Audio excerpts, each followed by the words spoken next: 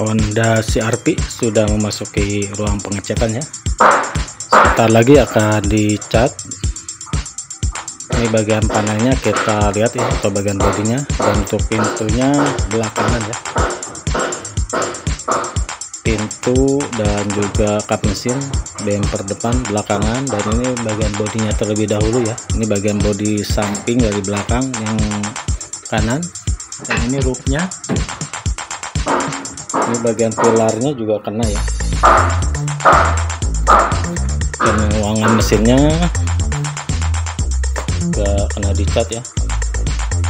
Ini bagian bodi samping yang sebelah kiri dari depan ke belakang ya, untuk bagian pilarnya dan juga spakbor. Dan ini spakbornya dipisah ya, kanan kiri. Baiklah, gimana proses pengecatannya untuk mobil Honda CR-V? Selamat menyaksikan, dan jangan bosan-bosan dukung terus channel Mas Bro Painting, di like, di share, dan juga di subscribe. Terima kasih.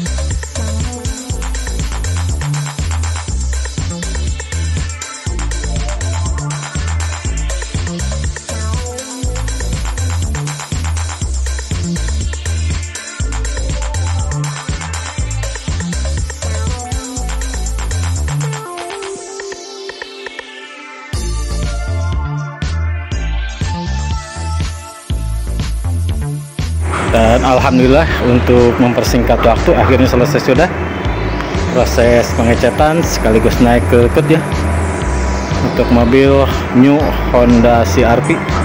Dan inilah hasilnya untuk part pertamanya, dan part keduanya nanti pintunya sama kap mesin dan juga bumper belum dicat ya, masih di luar.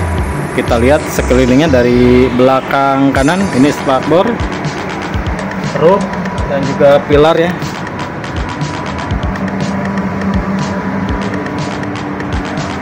Ini spakbor depannya sudah terlihat wet look,